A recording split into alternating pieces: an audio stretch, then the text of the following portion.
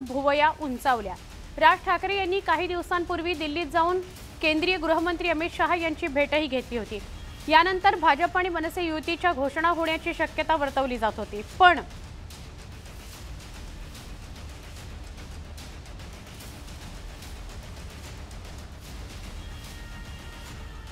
आमचे प्रतिनिधी प्रशांत लीला रामदास आणि आमचे प्रतिनिधी विशाल पाटील आपल्या सोबत आहेत। सुरुवातीला मी विशाल यांच्याकडे जाणार आहे। विशाल, गुढीपाडवा मेळावा मनसेचा भूमिका स्पष्ट होईल असं चित्र तरी दिसतंय, काय सांगाल?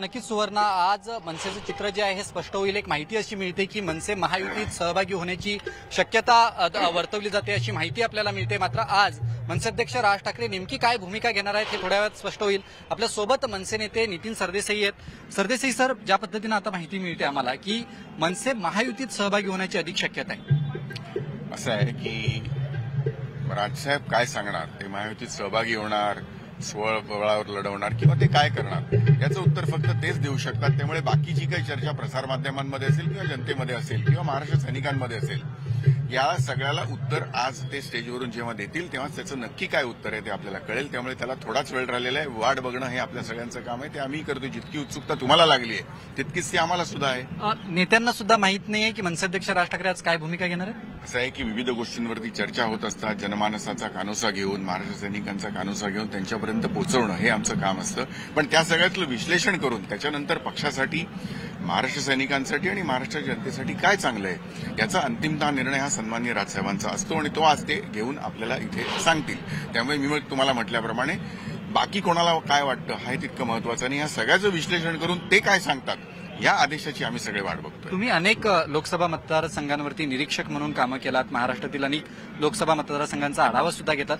तुम्ही काय मनसे अध्यक्ष राज ठाकरेंकडे रिपोर्ट दिलेला आहे सगळ्या बाबतीत? असं आहे की सगळ्याच गोष्टी ह्या बाहेर बोलायच्या नसतात। जे काही आम्ही कानोसा घेतो तो त्यांच्यापर्यंत आम्ही थेट पोहोचवत असतो।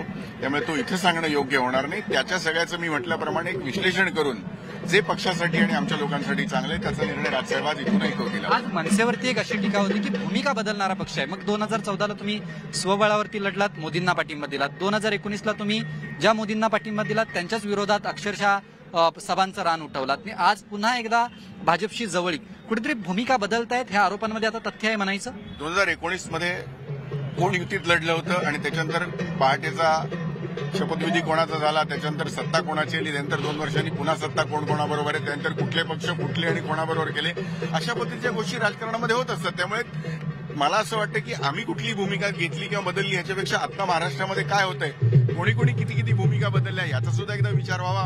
त्यांनी भूमिका बदलल्या म्हणून तुम्ही भूमिका बदलताय? आमची जी भूमिका आहे ती थोड्या वेळामध्ये राजसाहेब सांगतील। पण अशा पद्धतीचा आरोप करताना बरेचदा इतर ठिकाणी काय चाललंय हे सुद्धा बघून मग आमच्यावरती आरोप करावे, तेवढंच माझं म्हणणं आहे। आज विरोधी पक्षनेते विजय वडेट्टीवार असं म्हटलेत की राज ठाकरे वाघ आहेत, मात्र त्यांचा फास आवळला जातोय ते कोल्हा होती।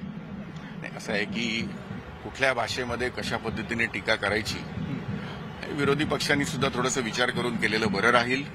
याचं कारण आपण बोलताना नक्की कोणाबद्दल काय बोलत असतो आणि काही काही जणांना आता अलीकडच्या राजकारणामध्ये एकंदरीत सगळी वेगळ्या पातळीवरती टीका करण्याचे प्रयत्न सुरू आहेत, ते कोणीतरी थांबवावेत। मला असं वाटतं ह्या सगळ्यांना उत्तरं राजसाहेबांच्या आजच्या भाषणामधून आपोआपच मिळून। 2024ची निवडणूक आता चालू आहे, ही लोकसभा निवडणूक झाल्यानंतर मनसे सत्तेत असणार आहे।